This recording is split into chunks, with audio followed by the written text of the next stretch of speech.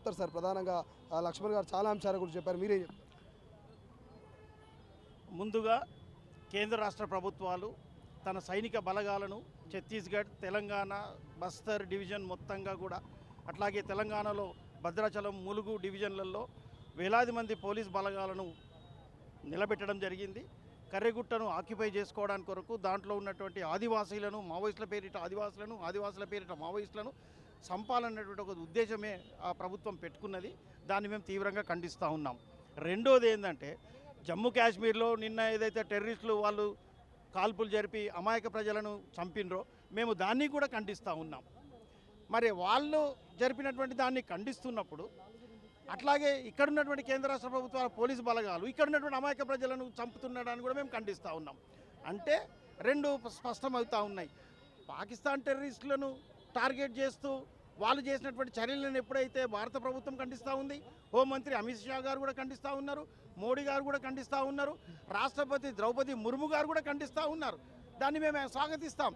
మరి అమాయక ప్రజలైనటువంటి ఆదివాసీ మహిళలు, రాష్ట్రపతి గారు ఆదివాసీ మహిళ ఉండి ఆదివాసుల మీద జరుగుతున్నటువంటి మారణ దారుణ కాండను ఖండించకపోవడాన్ని కూడా మేము చాలా తప్పుపడతా ఉన్నాము. సో ఇమ్మీడియట్గా గవర్నమెంట్ చేయాల్సింది ఏంటంటే బలగాలను ఉపసంహరించాలి. మావోయిస్టులు ఎప్పుడైతే మేము చర్చలకు ఆహ్వానిస్తున్నామని చెప్పని అన్నారో, లేక ఎప్పుడైతే విడుదల చేశారో, మళ్ళీ ప్రభుత్వం ఏమంటుంది, మీకు రాజ్యాంగం మీద నమ్మకం లేదు అని అంటుంది. ఓకే, వీళ్ళకి రాజ్యాంగం మీద నమ్మకం లేదు అని అనుకుందాం, ఆదివాసులకు లేదు, మావోయిస్టులకు లేదు అని అనుకుందాం. మరి నీకుంది కదా, నువ్వు ఎన్నుకోబడినటువంటి రాజ్యాంగం ప్రకారంగా నువ్వు ఎన్నుకోబడినటువంటి ప్రభుత్వమే కదా, మోడీ గారు, అమిత్ షా గారు ప్రభుత్వంలో భాగమే కదా. నీకు రాజ్యాంగం మీద ప్రమాణం చేసినప్పుడు వాళ్ళకి లేనప్పుడు వాళ్ళకి లేదు అనడం సరి అయిందే కావచ్చు, కానీ నీకుంది కదా, నువ్వు కాపాడు కదా, ప్రజాస్వామ్యం నువ్వు కాపాడు, ప్రజలను జీవించే హక్కు కల్పించు, ప్రజలను జీవించే హక్కు కల్పిస్తూ ప్రాణాలను కాపాడండి.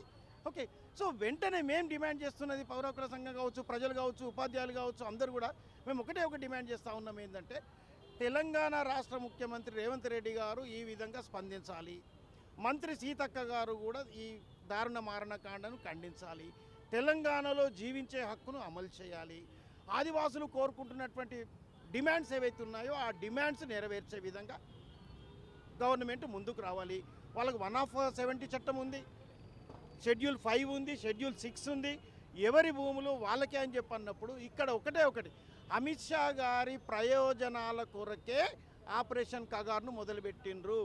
అంబానీ, ఆదానీ కార్పొరేట్ సెక్టర్లకే భారతదేశంలో ఉన్నటువంటి వనరులన్నింటినీ కూడా కార్పొరేట్ శక్తులకు దోచిపెట్టడానికి కొరకే ఈ కగారు జరుగుతూ ఉంది. అంటే ఆదివాసీలను ఖాళీ చేయాలి, అడవులు లేకుండా చేయాలి అని చెప్పని అన్నప్పుడు ఇది సరి అయింది కాదు, అది ప్రజలకు జీవించే హక్కు ఉంది అని చెప్పి మేము. ప్రపంచంలో ఏ మూల ఏ క్షణం ఏం జరుగుతుందో వేగంగా తెలుసుకోవడానికి తొలి వెలుగు వాట్సాప్ ఛానల్ని ఫాలో చేయండి.